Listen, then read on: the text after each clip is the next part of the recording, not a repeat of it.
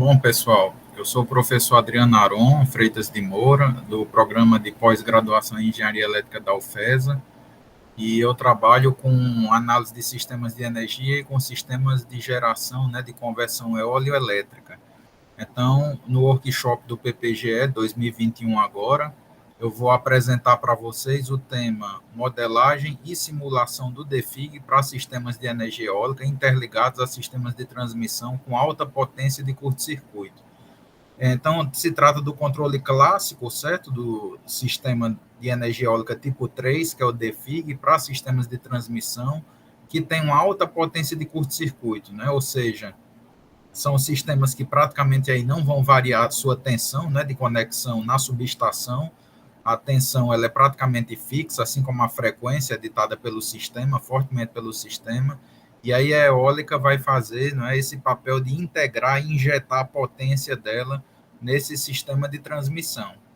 Então, eu digo sistemas de transmissão com alta potência de curto-circuito, porque na medida que você vê parques eólicos conectados a 69, né, kV, que já é uma tensão mais baixa, você tem a presença aí de desequilíbrio de tensão e de harmônicas também em sistemas de potência, né?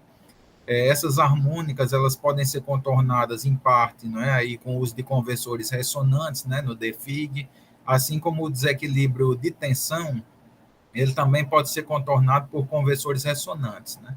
Mas isso quando o sistema é mais fraco, certo? Quando o sistema é mais forte, a gente utiliza esses controles clássicos que eu vou descrever aqui brevemente aqui nessa apresentação do workshop. Então, a gente tem um modelo do DFIG em regime permanente, como tópico da apresentação, o circuito equivalente do DFIG, a potência no DFIG, né? Como é que a gente calcula as potências ativas e reativas trifásicas no DFIG, certo? O modelo do DFIG em regime dinâmico, o que é que a gente precisa fazer com as equações de regime permanente para que a gente tenha o DFIG em regime dinâmico? O modelo do DFIG ABC, nas grandezas A, B e C, as fases A, B e C, né, em coordenadas de fase. O modelo em alfa, beta, que já é uma transformação das variáveis dos eixos A, B e C em dois eixos fixos, né, eixos estacionários alfa e beta. A simulação no ATP-Draw, como é que se dá desse DFIG, dessa máquina, né, algumas características gerais que a gente tem que configurar no programa ATP-Draw para fazer a simulação do DFIG. O modelo do DFIG é em regime dinâmico, né? Já com o modelo DQ, no caso, como é que a gente trabalha não mais com o modelo alfa-beta e agora com o modelo DQ. E a questão de filtros, né? A gente vai ver também a questão do filtro L, que ele normalmente é usado muito nas simulações, né? A gente precisa passar todas as variáveis, todas essas equações no domínio ABC para o domínio DQ, para fazer os controles adequados da máquina. E aí a gente tem, portanto, o processo de filtragem com filtros indutivos. Temos também o PWM. O PWM que nós vamos ver aqui, que eu vou comentar, basicamente é o PWM senoidal, né? Existe também outro tipo de PWM, que seria o SV, não é? Que é o Space Vector PWM, não é? Que seria a modulação no espaço vetorial, mas a gente vai comentar o SPWM, como é que ele funciona, né? Para a gente ter uma noção quando a gente for simular no ATP-Draw. E a simulação do GSC, que é o conversor do lado da rede do DFIG, e do RSC, que é o conversor do lado do rotor, do lado da máquina do DFIG, com o SPWM ou PWM, né, usando o ATP-Draw. Então, o DFIG, pessoal, é uma máquina de indução que ela tem as seguintes características. Ela tem a resistência do estator aqui, a indutância de dispersão do estator, a tensão do estator, a indutância de dispersão do rotor, a resistência do rotor e a tensão do rotor referida ao circuito do rotor, né? Então, de praxe, a gente pode trabalhar com as grandezas referidas ao circuito do rotor, desde que a gente conheça a relação de transformação que há entre o estator e o rotor, ou mais comumente, como são usados nos programas de simulação de computador para análise de transitórios, a gente utiliza o circuito do rotor com as grandezas referidas ao estator, né? Nesse caso, a gente vai ter que trabalhar exatamente aí com a questão, não é, do escorregamento da máquina, não é, como a gente vai ver. Então, uma característica do DFIG é a sua velocidade angular elétrica. A velocidade angular elétrica é NP vezes a velocidade mecânica de rotação do gerador. A velocidade elétrica de rotação do rotor, não é? Ela é dada pelo número de pares de polos vezes a velocidade de rotação mecânica do rotor, certo? E aí a gente tem a definição de slip speed, né, que é a velocidade de escorregamento, como sendo ômega SL, que é a velocidade do campo girante menos a velocidade elétrica do rotor, dado pela equação 1. E, de acordo com as leis de Kirchhoff, fica fácil da gente ver, não é, que o Vs é dado pelo ES, que é essa tensão aqui na bobina, aqui, não é, do estator, mais a queda de tensão na indutância de dispersão e na resistência do estator. Né? Então, a gente tem a equação 2. E pela lei de Kirchhoff, no rotor, a gente tem a equação 3, que é a tensão do rotor, é a tensão ER do rotor, mais a resistência do rotor, mais J, a velocidade de escorregamento, não é? Que é a velocidade que ela diz respeito ao funcionamento do circuito do rotor, certo? Vezes a indutância de dispersão do rotor. Então, a gente tem que o ES, que é a tensão do estator, é dada, não é, por J ômega S, KS, NS, onde KS é uma constante e NS depende do número de espiras do estator, vezes o fluxo mútuo que existe entre estator e rotor, esse fluxo mútuo aqui. Já que isso daqui pode ser simbolizado com J ômega S vezes Ψ de S, Ψ, não é? Então, o ER, que é a tensão do rotor, ela é dada por J ômega SL, que é a velocidade de rotação presente no circuito do rotor, vezes KR, que é uma constante, vezes NR, que é o número de espira, vezes o fluxo mútuo entre estator e rotor. Ora, se eu dividir a equação 5 pela equação 4, o que é que vai acontecer? O ER sobre o ES vai ser dado por ômega SL sobre ômega S, vezes essas constantes aqui. Mas essas constantes eu posso simbolizar como 1 sobre NSR. Né? E o ômega SL sobre o ômega S, quem é exatamente, né, o escorregamento, porque é ômega S menos ômega R sobre o ômega S. Né? Então, isso daqui é o escorregamento da máquina, o SL. Então, daí a gente tira a importante relação na máquina de indução, que a tensão do rotor referida ao rotor, não é? Ela é a tensão do estator vezes o escorregamento vezes uma constante aqui de acoplamento aqui, né? Equação 6. E aí a gente tem que substituir na equação 3, na equação 6, o que é que nós vamos ter? Se a gente substituir essa equação 3 do VR, não é? Do ER aqui na equação 6, a gente vai colocar o ER aqui como sendo VR menos RR do rotor, mais J ômega SL, LLR vezes IR, não é? Sobre exatamente aqui o ES, né? Então, a gente vai obter a equação 7, certo? Após algumas manipulações algébricas, a gente obtém a equação 7. Substituindo a equação 9, 10 e 11 na equação 7, substituindo as equações 9, 10 e 11 na equação 7, né, que é essa equação aqui. Ora, o que é que diz aqui a equação 9? Que a tensão do rotor referida para o estator, o VR vai ser a relação de transformação vezes a tensão do rotor referida ao rotor. Né? E a corrente está na relação inversa da tensão. Por quê? Porque se a gente imaginar que a potência complexa ela é conservada do rotor para o estator, pela lei da conservação da energia, se a gente tem VR vezes IR conjugado igual a VS vezes IS conjugado entre o estator e o rotor, desprezando a magnetização da máquina, no caso, né?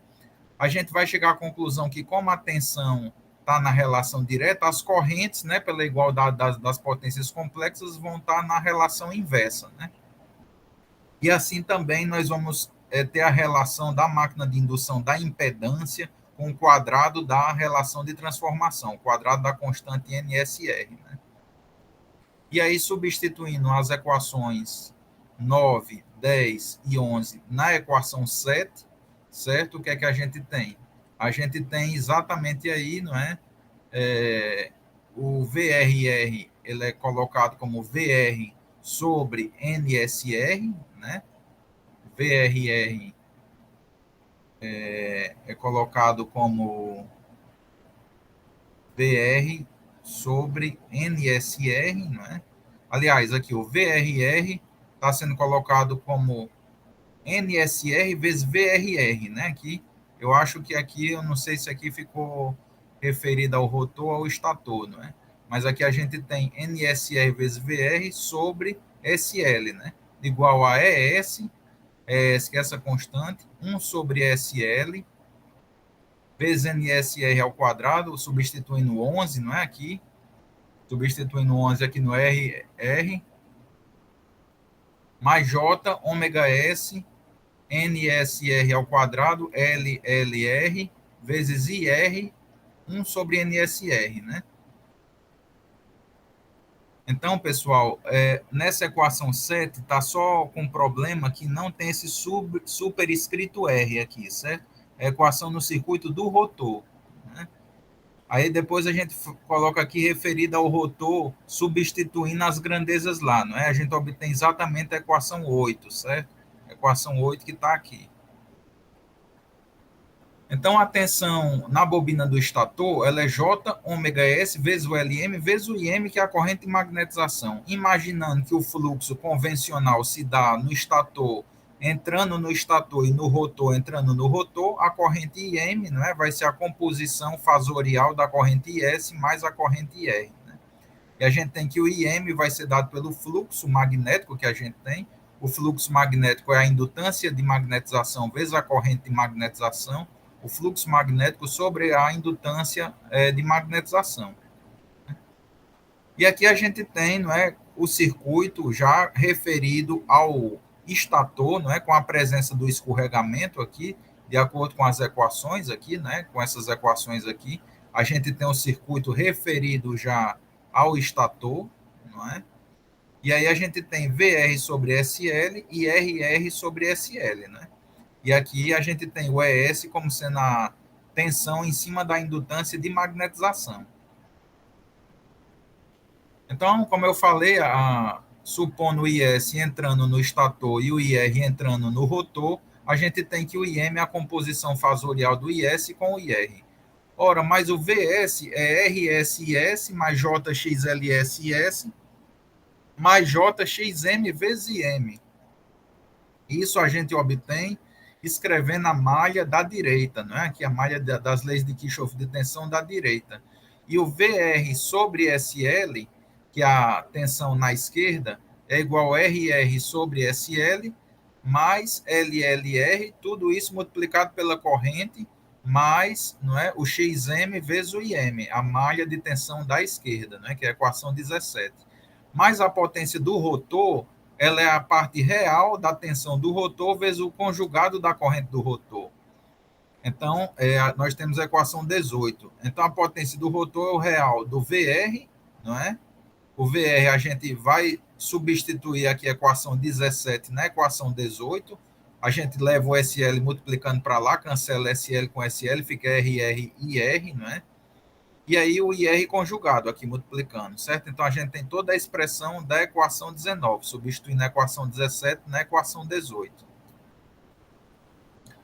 E aí desenvolvendo a equação 19, né? Essa equação 19 aqui, a gente vai ter exatamente a potência do rotor como sendo RR vezes IR ao quadrado, mais a parte real desse número complexo aqui, né? Quando a gente coloca a corrente do rotor como sendo a corrente de magnetização menos a corrente do estator conjugado, e a gente trabalha com sabendo que a parte real desse número complexo aqui, já que ele tem uma unidade imaginária, não é? IM vezes IM conjugado é módulo de IM ao quadrado, tudo isso aqui é um número real, exceto pelo J que é complexo, a parte real desse número complexo é zero, certo? Então a gente simplifica a equação 21 para a equação 22. Então, a gente tem que a potência do rotor vai ser dada exatamente por isso daqui. Substituindo o termo XM e M de 16 em 22, né? Esse termo aqui, XM e M de 16, se a gente substituir na equação 22, a gente expande a equação 22 para a equação 23. Operacionalizando aqui as contas, né? Na equação 23, a gente chega à equação 24. Mas a gente sabe que a potência no estator é a parte real da tensão do estator vezes o conjugado da corrente do estator, equação 25. E a gente sabe que as perdas no cobre do estator são dadas por RS vezes IS ao quadrado. As perdas no cobre do rotor são dadas por RR vezes IR ao quadrado. Então, reescrevendo a equação 24, né, em termos das perdas no cobre do rotor, certo? Que é essa parcela aqui, mais o escorregamento vezes a perdas no cobre do estator, que é essa outra parcela, certo? Menos a potência do estator, que é essa parcela aqui, multiplicado pelo escorregamento, a gente chega à equação 26. Se a gente desprezar as perdas no cobre do rotor e do estator, a gente tem a igualdade aproximada, não é? De que a potência do rotor ela é aproximadamente menos o escorregamento vezes a potência do estator. Então, é a importante equação que rege a operação do DeFig em regime permanente, essa. Que a potência do rotor ela tem um sentido oposto à potência do estator e ela é multiplicada pelo valor do escorregamento da máquina. Né? E a potência reativa do rotor ela é o imaginário do VR vezes o IR conjugado. Substituindo novamente a expressão do VR na equação 28, a gente tem como expansão a equação 29. E aí a gente tem que o QR ele é dado por SL, XLR e IR ao quadrado, mais o imaginário desse fator aqui, não é? A partir dessa equação 29 aqui, a gente chega a essa conclusão aqui, né? Na equação 30. E aí, expandindo novamente na equação 31 e usando a aproximação aqui no SL, XLR e R ao quadrado, mais SL, XM e IM ao quadrado, né? Menos a parte imaginária de J, X, SL, né? Usando aquela aproximação lá, que na verdade é uma igualdade, né? Que a parte imaginária dessa expressão aqui, ela vai ser dada, não é? Pela componente imaginária que a gente tem do número complexo aqui. Né? Então, a gente tem IM ao quadrado, ele foi colocado para fora do imaginário, né? O J aqui foi tirado, né? Porque a parte imaginária ficou IM ao quadrado e ficou o imaginário desse número complexo aqui, que é a equação 32. Substituindo o XM e M, certo? Na equação 32, a partir dos slides anteriores, então a gente tem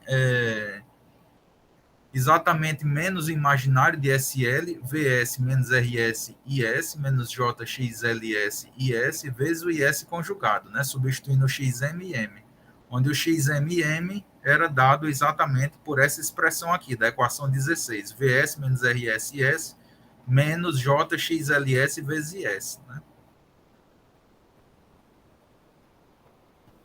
Então, a gente chega à equação 33, manipulando algebricamente a equação 33, a gente chega à equação 34, onde a potência reativa do estator é dada pelo imaginário de VS e S conjugado, equação 35, e aí a gente tem que a potência do rotor, não é?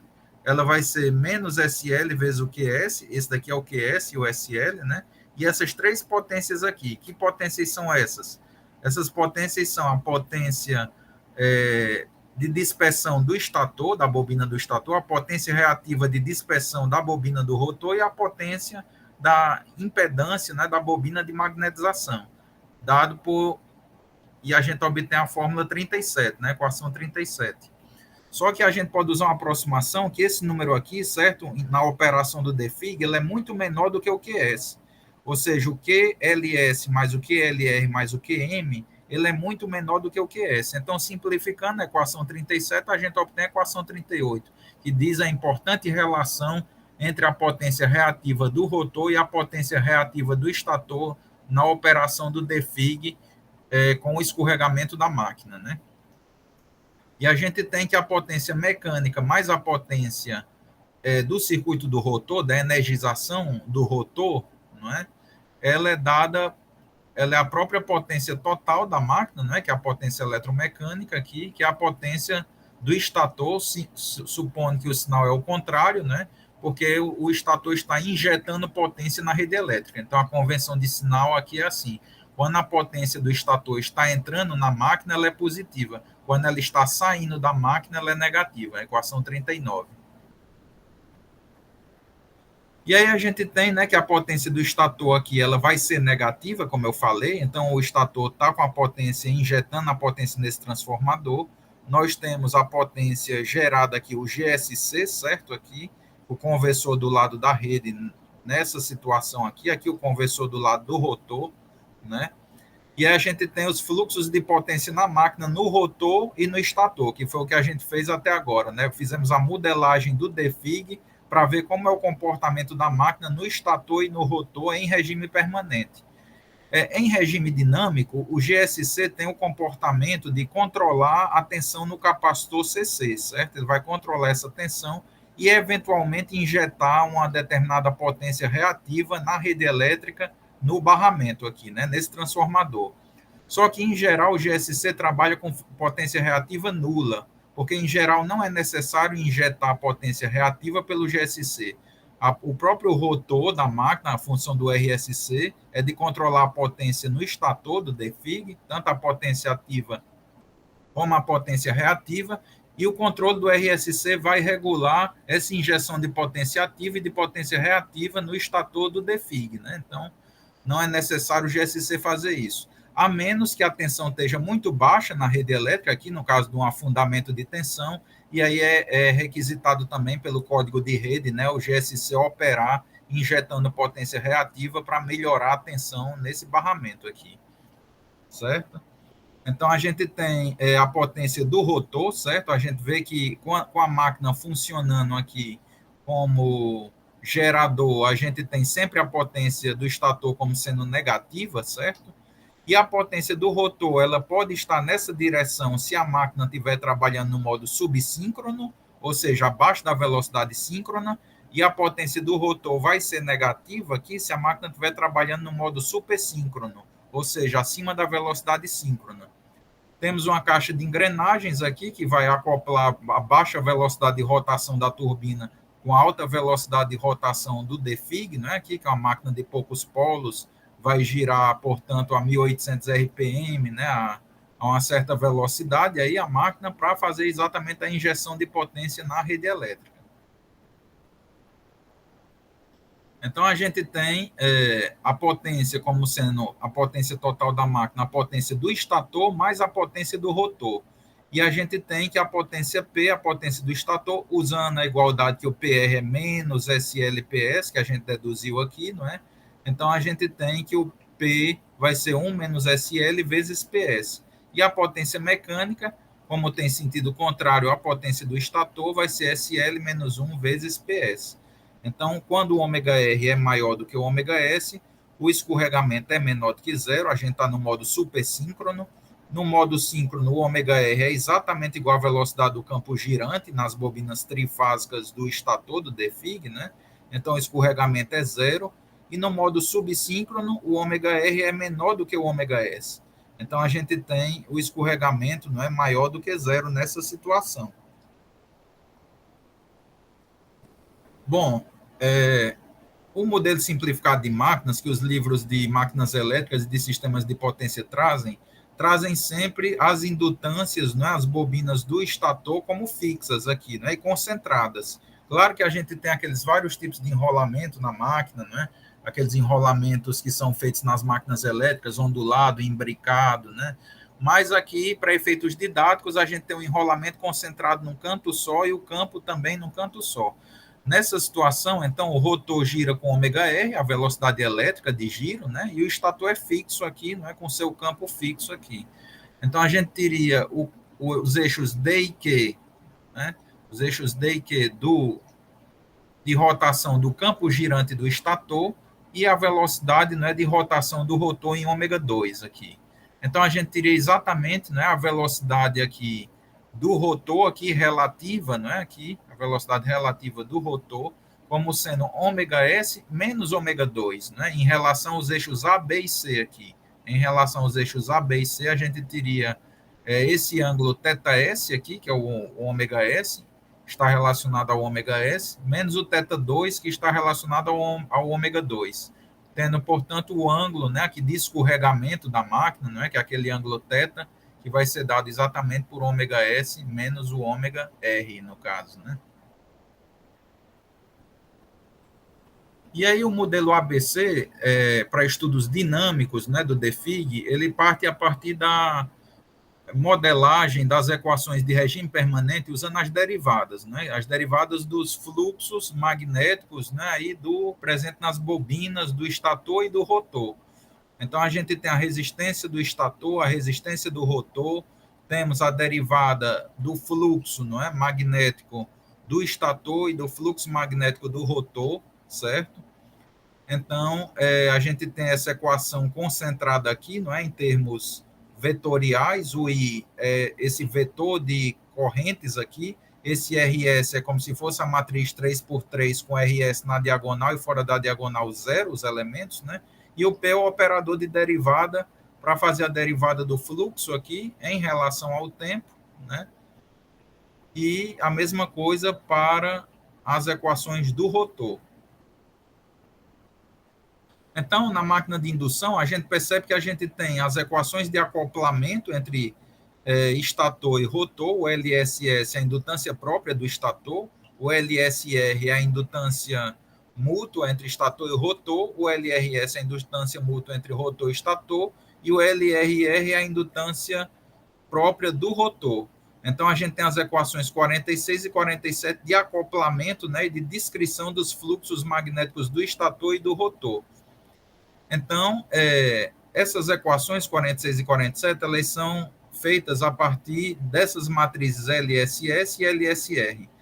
O LRR é a matriz própria do rotor, o LSS é a matriz própria do estator, e aqui nós temos uma matriz que depende das fases, né, da posição angular das fases relativas aí, e por isso existem as defasagens de mais 120 graus e menos 120 graus, né? Vale salientar que a máquina é simétrica, a máquina é trifásica, então a gente tem indutâncias mútuas iguais aqui, não é? E as indutâncias próprias iguais também.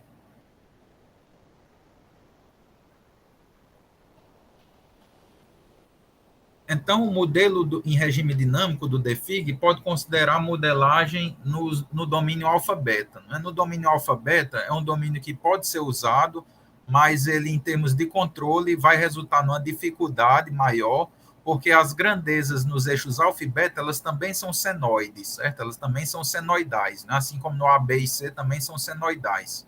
Então, é necessário utilizar compensadores para fazer esse ajuste e esse controle das variáveis do DFIG.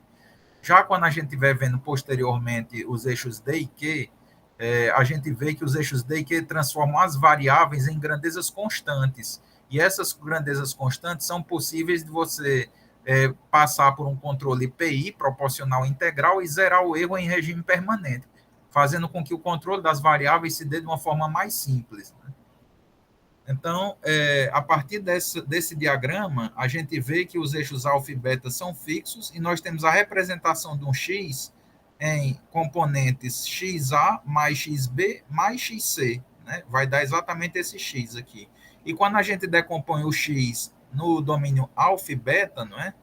A gente escreve inicialmente o x como sendo xa mais alfa xb mais alfa ao quadrado xc, onde alfa é dado por E elevado a J 2π sobre 3, né? Ou seja, E elevado a J exatamente aqui 180 sobre 3, 60 vezes 2, 120 graus, né? Elevado a J 120 graus. Então, esse circuito que está aqui, desculpe, esse diagrama que está aqui com esses vetores é exatamente a representação dessa equação aqui. E a gente vê que aparece esse 2/3 porque a transformação é invariante em amplitude. Ou seja, o mesmo x que eu tenho representado nos eixos A, B e C é o mesmo x que eu tenho representado nos eixos alfa e beta, que é a mesma amplitude do x. Diferentemente da transformação invariante em potência, em que eu vou querer que a minha potência trifásica nos eixos A, B e C seja a mesma potência nos eixos alfa e beta, se eu estiver usando uma transformação invariante em potência. Mas aqui no caso ela é invariante em amplitude fasorial, a transformação. Então, operacionalizando x alfa e j x beta, e levando em consideração o alfa aqui, não é? a gente chega a essas identidades aqui trigonométricas aqui das equações 54 e 55, que quando operacionalizadas resultam na matriz de transformação dos eixos A, B e C para os eixos alfa e beta, com 2/3 da invariância e amplitude. Né? Então, a gente vê que a matriz de transformação de Clark, como é chamada essa transformação alfa-beta, matriz de transformação de Clark, é dada por 2/3, 1 menos 1 meio, menos 1 meio, 0, raiz de 3 sobre 2 e menos raiz de 3 sobre 2. Essa transformação vai levar as grandezas do domínio ABC para o domínio alfa e beta. Vimos inicialmente, e eu comentei, que o controle do DFIG aqui se dá no sistema de transmissão com alta potência de curto-circuito, ou seja, o sistema é equilibrado. Então, não há necessidade da componente de sequência zero no domínio alfa-beta, nem também no domínio DQ. Você pode fazer a transformação de ABC para alfa-beta e de DQ e de ABC para DQ, né, sem levar em consideração a componente de sequência zero. Então, no modelo alfa-beta, nós temos essas equações dinâmicas do DFI, que a gente já viu, do estator e do rotor, equações 58 e 59, e nós vemos que a gente precisa referir as grandezas do rotor para o mesmo plano alfa e beta do estator. Quer dizer, o rotor está com aquele giro, né, da velocidade de escorregamento, e o estator está fixo, né? Então, a gente precisa referir as grandezas para o plano, do plano alfa e beta do rotor para o plano alfa e beta do estator. Então, isso é feito a partir da multiplicação do E elevado a J θr, né, nas equações do rotor aqui, porque ele vai fazer esse papel de transformar, não é, o eixo do rotor para referir ele para o estator, para o mesmo alfa e beta do estator. Então, a gente tem a transformação aplicada em 60 e 61, a gente tem aqui as equações 62, né, e 63, a partir da transformação do E elevado a J θr. Quando a gente efetua as derivadas aqui, o J ele é passado, né, multiplicando aqui a equação, como é o caso da equação 64, e aí nós podemos fazer toda a referência das grandezas, né, usando a transformação do θr, e uma vez feito isso, nós vamos fazer a mudança das variáveis no domínio ABC para o domínio alfa e beta. Como? Vamos escrever o fluxo do estator como sendo o fluxo do estator em alfa mais J, fluxo do estator em beta. Assim como a corrente do estator em alfa mais J vezes a corrente em beta. E a corrente do rotor em alfa mais J em beta. Uma vez que nós mudamos todas essas grandezas aqui, do domínio ABC para o domínio alfa e beta, nós vamos obter os circuitos equivalentes no domínio alfa e beta. O domínio, o circuito no eixo alfa, como sendo VS alfa, a corrente IS alfa entra aqui, o RS, LLS, a derivada do fluxo de alfa do estator em relação ao tempo, o LLR, que são as grandezas que sobram aqui, não é? E o CR beta, que é exatamente o fluxo do rotor no eixo beta, né? E a derivada do fluxo do rotor no eixo alfa em relação ao tempo. Então, nós temos aqui todas as grandezas do circuito alfa aqui, certo? Que foram passadas de ABC para o domínio do circuito alfa e aqui para o domínio do circuito beta, né? Nós temos todas as grandezas para o domínio do circuito beta. Da mesma maneira que aparecem em termos de Si, S beta, Si, R beta, corrente IR beta, corrente IS beta e os termos dos circuitos, né, que eles aparecem aqui soltos, independentes, né, que é a resistência do estator, a indutância de dispersão do estator, a indutância de dispersão do rotor, a indutância de magnetização. E o cálculo das potências, como nós vimos, não é invariante no tempo, né? Então a gente vê aqui que a transformação ela leva em consideração esse 3,5, que é 1,5, né? Então a gente não obtém a mesma potência em ABC nos domínios alfa e beta, não, certo? Então as equações 72 a 75, elas são deduzidas simplesmente você substituindo o VS como sendo VS alfa mais JVS beta, e o IS como sendo IS alfa mais JIS beta, conjugando, você fica com menos JIS beta. Né? Então, você tem a equação 72. E aí você deduz todas essas equações aqui, certo?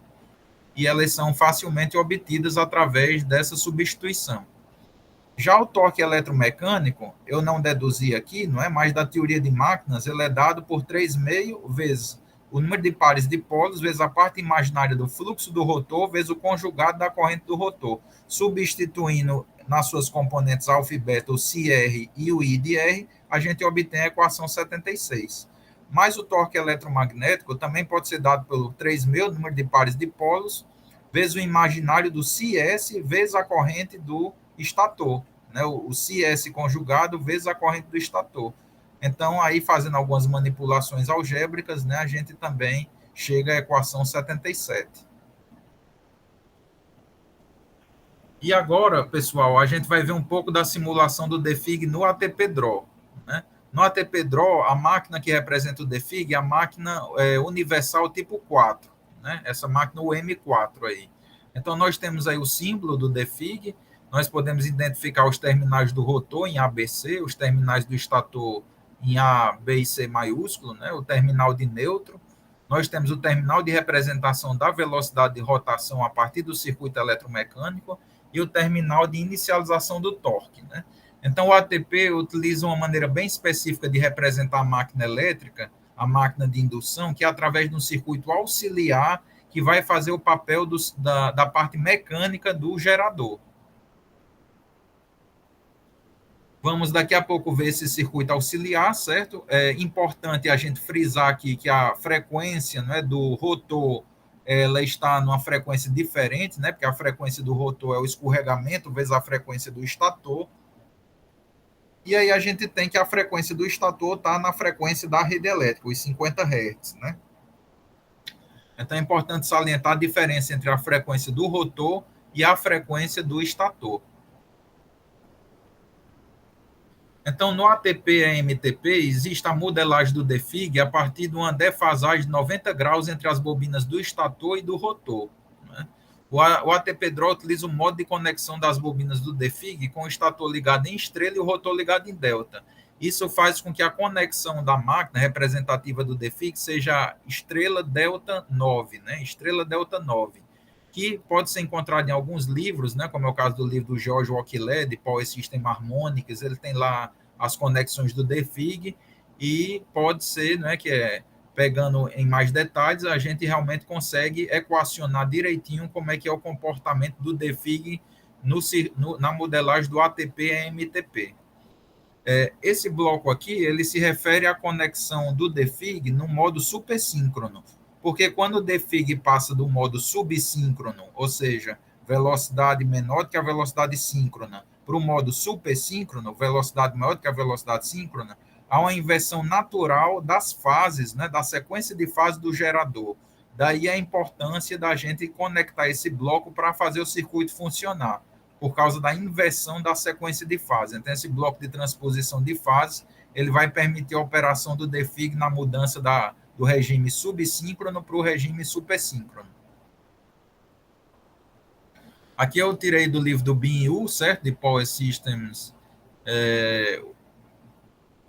de energia eólica, não é? De Conversion and Control de energia eólica, conversão e controle, que lá no livro do Bin-Yu ele coloca exatamente essa questão da inversão da sequência de fases, né? Aqui a gente tem o IBR e o IAR, não é? Aqui, e aqui a gente já tem o IAR e o IBR na frente aqui, não é? Então foi invertida a sequência de fases do rotor aqui, da operação do modo supersíncrono para o modo subsíncrono, ou vendo ao contrário também da operação do modo subsíncrono para a operação no modo supersíncrono, as fases são invertidas no rotor. E aí a gente tem, certo, pessoal, o escorregamento de 8%, o modo da máquina, como exemplo aqui eu coloquei escorregamento de 8%, o modo da máquina no automático, não é? Nesse regime automático aqui, a gente entra diretamente com o escorregamento inicial da máquina. No modo manual, o próprio ATP vai calcular a velocidade inicial da máquina, e normalmente ele vai partir de zero, né, e vai variar até a operação em regime nominal da máquina. O SI, que é a unidade internacional, que normalmente é o que eu trabalho, o sistema em PU também, por unidade, né? E aí a gente tem a interface também nos modos predição e compensação, que são utilizados em alguns casos específicos de simulação de máquina de indução no ATP-Draw, né?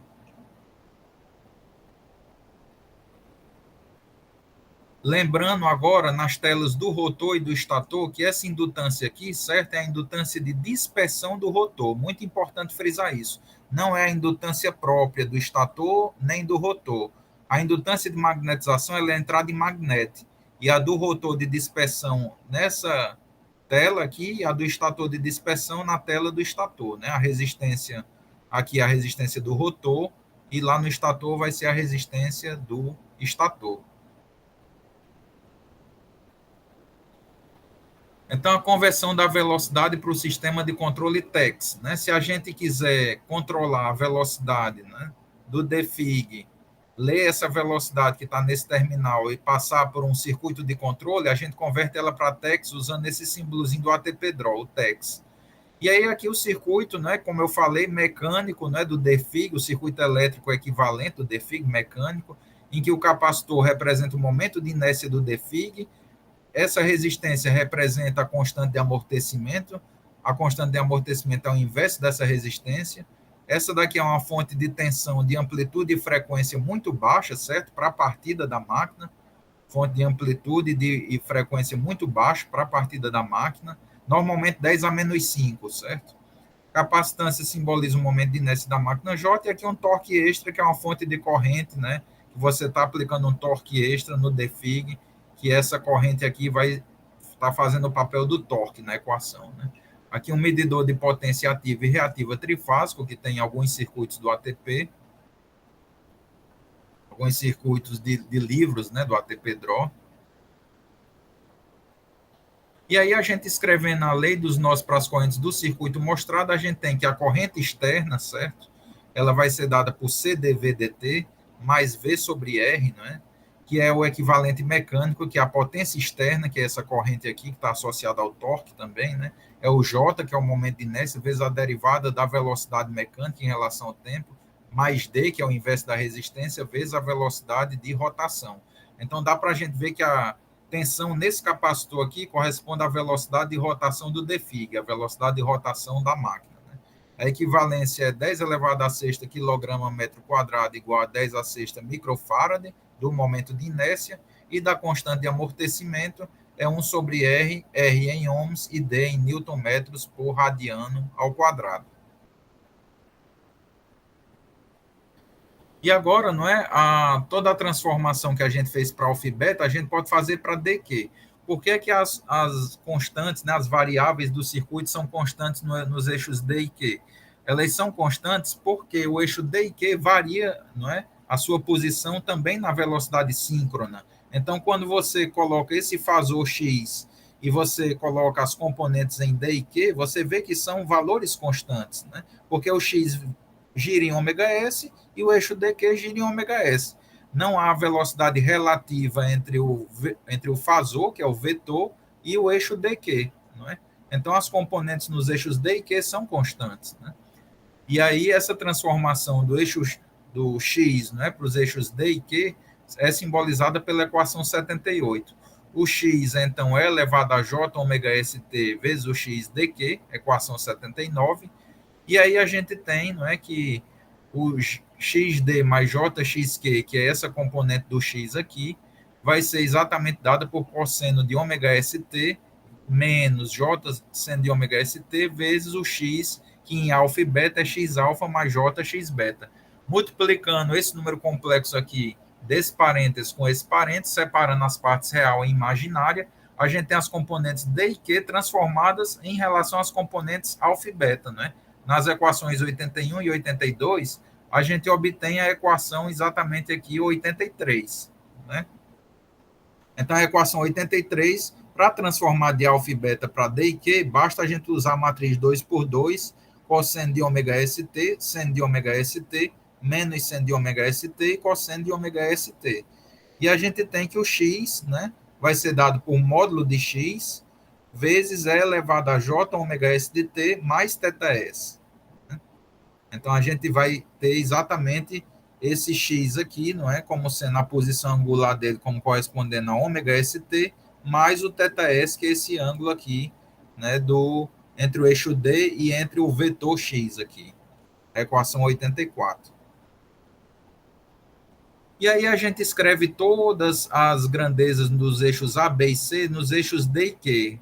Passa todas as grandezas para D e Q, e aí a gente tem as equações, não é, exatamente no domínio A, B e C da máquina de indução, do DFIG, que são as equações 85, 86, 87 e 88, e a gente substitui as transformadas aqui, não é, para o eixo D e Q, das variáveis elétricas do DFIG nas equações 85, 86, 87 e 88. Fazendo então a substituição, né, a gente tem aí exatamente as equações 89, 90, 91, 92, né, que uma vez que a gente simplifica essas equações, como cancelando o termo e elevado a j ômega st, que aparece aqui nas equações, a gente obtém equações simples no domínio dos eixos D e Q. Essas equações mais simples são as equações 93, 94, 95, e aqui está errado, certo? 96, certo? Nos eixos D e Q. E aí a gente obtém, né, a gente faz o circuito no eixo D, certo? Aqui a partir das grandezas, né, que foram referidas para os eixos D e Q.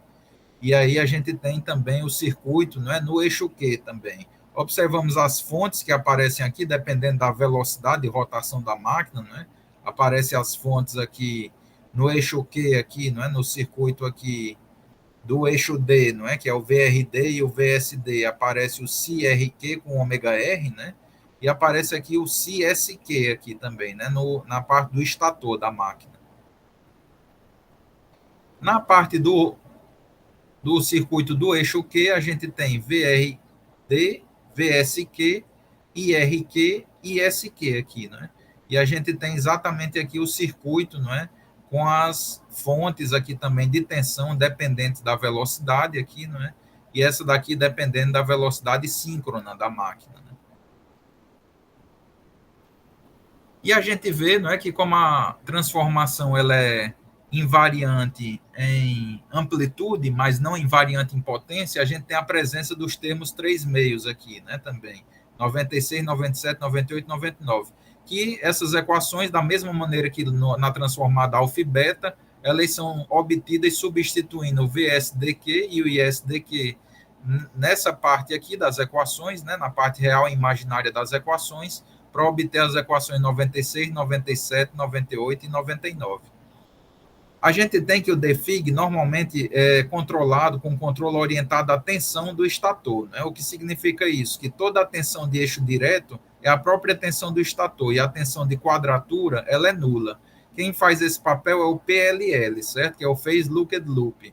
Então ele vai fazer o papel de sincronizar, não é, a tensão aí, vai fazer o papel de sincronizar a fase, não é, dessa tensão. E aí quando ele sincroniza a fase da tensão do conversor do GSC com a fase da rede elétrica, a gente tem exatamente essa igualdade aqui, o VS igual ao VSD e o VSQ é zero. Então a gente tem as equações 100, 101, certo? Uma vez que o VSQ, o ISQ, ele vai ser zero, né? Porque o VSQ é zero, então a gente anula aqui, e a gente tem as equações 100 e 101 que vão dizer o seguinte, ora, para eu controlar através do controle orientado da tensão, não é, do estator na máquina, para eu controlar a potência ativa do estator, basta eu controlar a corrente de eixo direto do estator. Para eu controlar a potência reativa do estator, basta eu controlar a corrente de eixo quadratura do estator, né? Então temos as equações 100 e 101. E aí a gente tem, não é, também nos eixos D e Q a simbolização do torque eletromagnético, não é, com o número de pares de polos e imaginário de CRDQ, IRDQ conjugado e CSDQ conjugado e SDQ, né, que são as equações 102 e 103. Fazendo um processo análogo de substituição das grandezas no domínio ABC para o domínio DQ, nós obtemos as equações 102 e 103. Os filtros. Os filtros podem ser de dois tipos, né? Basicamente, os que são usados. O filtro L, que na saída tem uma indutância e tem uma certa resistência aqui, que também pode ser associada à fonte, à rede elétrica, né? E a gente tem também um filtro LCL aqui, que é composto do indutor, de um capacitor e do indutor. Nós vamos dar uma analisada no filtro L aqui, né? Nas equações de como fica o filtro L na saída, para que a gente possa fazer o controle, né, de chaveamento desse inversor aqui com PWM ou SPWM, para controlar exatamente as potências que são injetadas aqui na rede elétrica, no domínio dos eixos D e Q.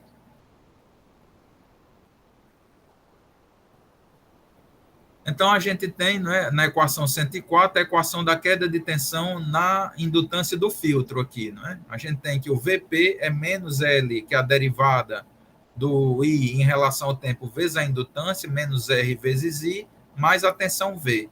Né? E aí, passando essa equação 104 para o domínio do eixo D e Q, usando a transformação que a gente já viu, a gente obtém a equação 105. E aqui a gente obtém a equação 106.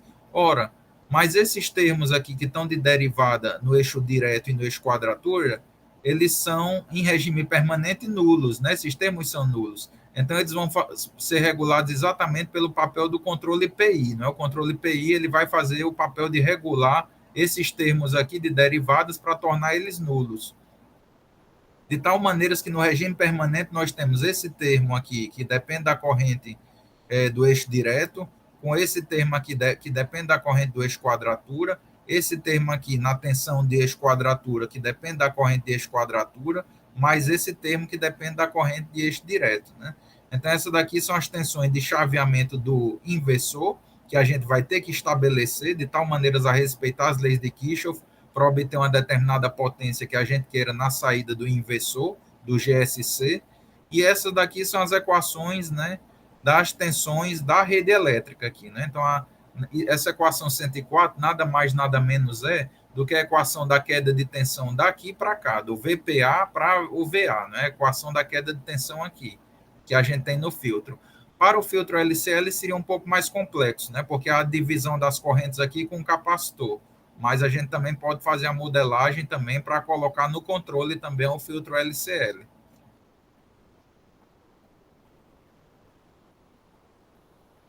Então, o filtro L, né, ele se comporta, de acordo com essas equações aqui, as equações 107 e 108, ele se comporta, não é, como sendo esses circuitos das figuras A e B aqui, não é, em que a gente tem exatamente aí o VD e o VPD, não é, como sendo a tensão do inversor e a tensão da fonte, não é, aqui, e aqui a resistência e a indutância do filtro com aquela corrente, né, que depende do outro eixo, da quadratura, que é a corrente direta, e na corrente do eixo direto aqui, a gente tem a corrente de quadratura aqui circulando aqui no circuito de quadratura, né?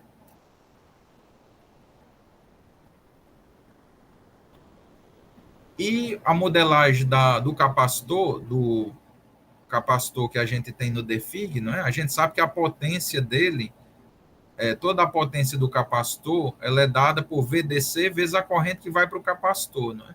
Então, colocando a corrente do capacitor como sendo a equação 110 e escrevendo a corrente que sai do capacitor menos a corrente que entra no capacitor, que vai fazer exatamente o papel da corrente que chega no capacitor, que é CdVdt, né? A gente tem a equação 111. E aí, portanto, a gente tem, não é, que isso aqui é a potência que vai para o capacitor, potência sobre VDC, IDC menos potência sobre VDC é igual a C dVC dt. Então, o barramento CC, que é o barramento CC do DFIG, que é esse barramento aqui que está nessa figura aqui, que eu vou voltar aqui, né, ele é regulado de acordo com aquela equação dinâmica ali, né, a equação que traduz o comportamento do capacitor, esse capacitorzinho aqui. Né, esse capacitorzinho aqui da figura, ele é regulado de acordo com essa equação.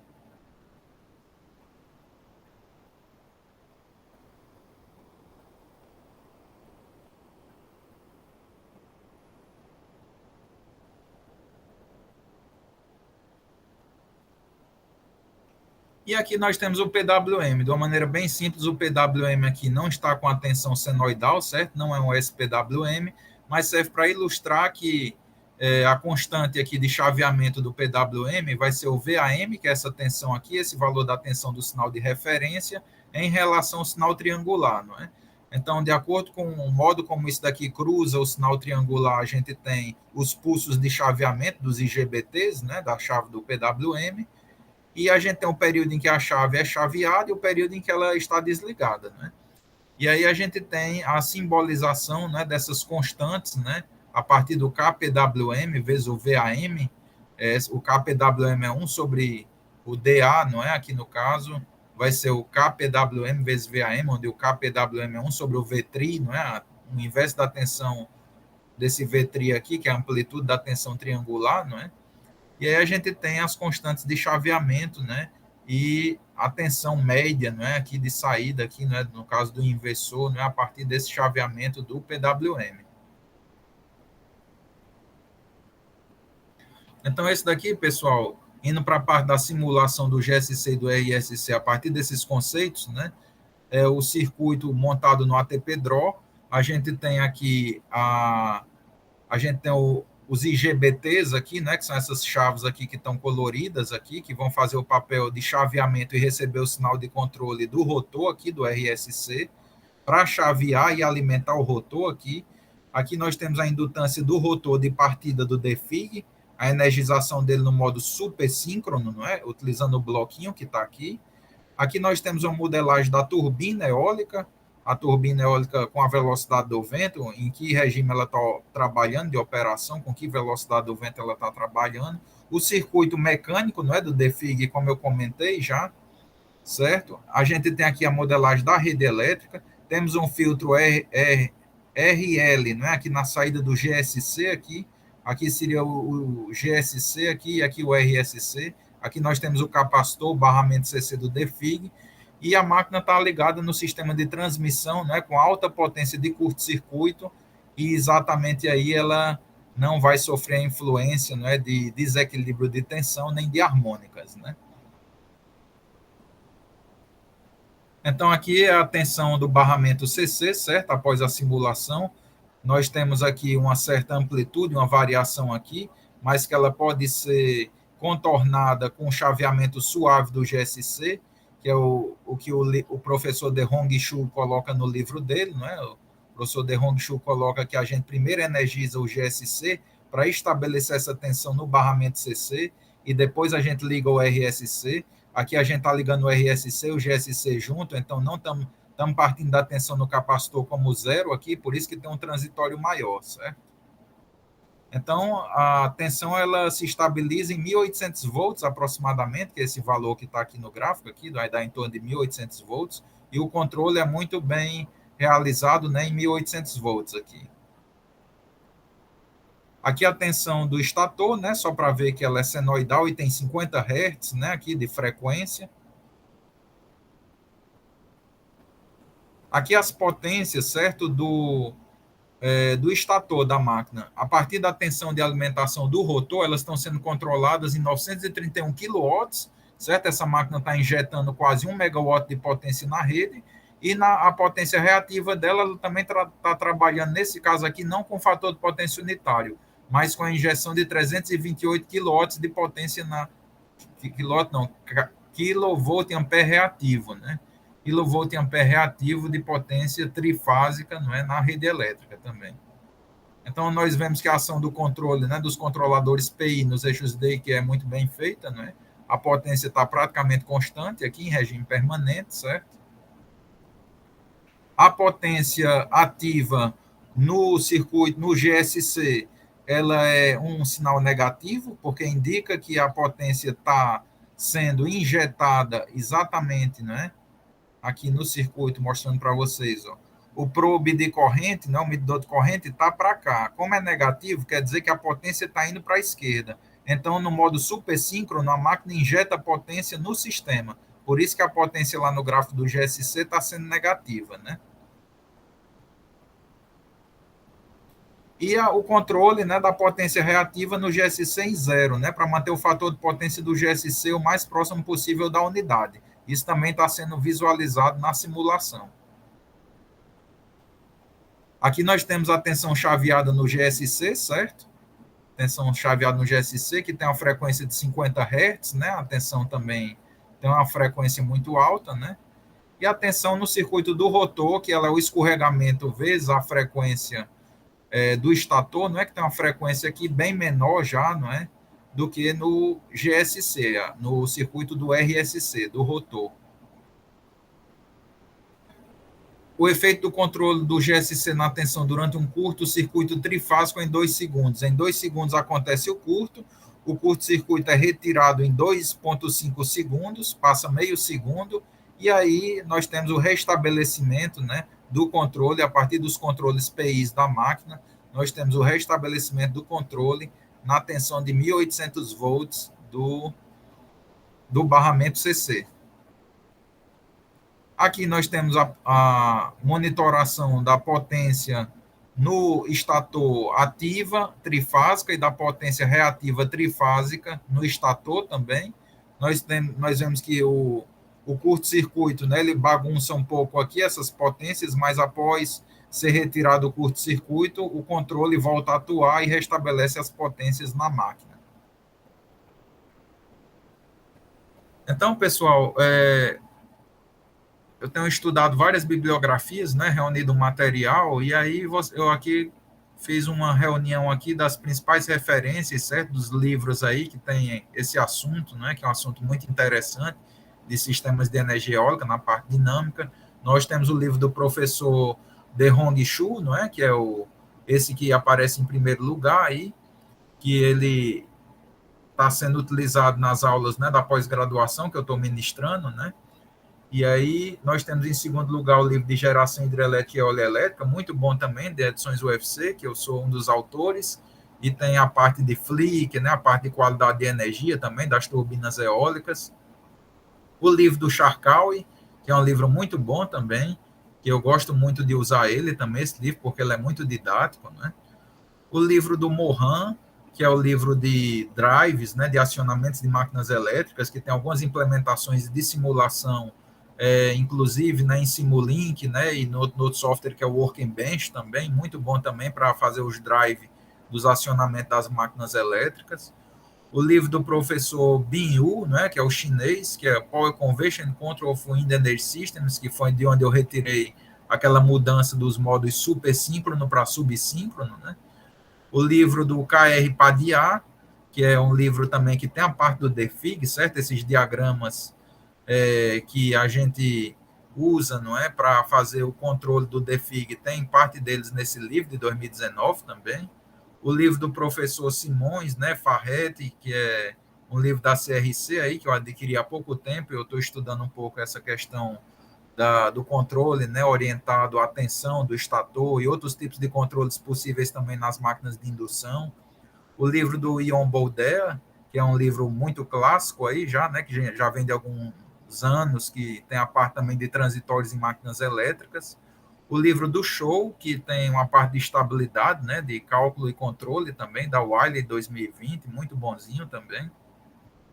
O livro do Vijay Vital, que assumiu o antigo livro do Anderson, né, do professor Anderson dos Estados Unidos. É um livro que tem a parte de modelagem, não é, mais bem aplicada, não é, essa parte de sistemas de potência. O livro do Zelus Boni, que foi um pesquisador que pesquisou em 2010 já a maneira de como colocar esses circuitos, né, no Simulink já, como começar a simulação das turbinas eólicas. O livro do Fan, que eu acho que é um professor dos Estados Unidos, né, que ele coloca algumas questões relativas à modelagem e análise do gerador de indução dupla alimentação. E o livro do Kujun Hamed, que é o livro do professor do Imperial College de Londres, né, que ele trabalha aí já com DFIG, com o gerador de imã permanente e algumas simulações usando Simulink também, certo? Então, espero que tenham gostado aí da apresentação, que tenham se interessado pela área de eólica, né, a área aí de análise de sistemas de energia, uma área muito boa, muito fascinante aí, né, muito pós-moderna, como a gente vive o nosso período, né? E qualquer coisa vocês podem entrar em contato comigo também, beleza? Pois muito obrigado aí e até uma próxima oportunidade.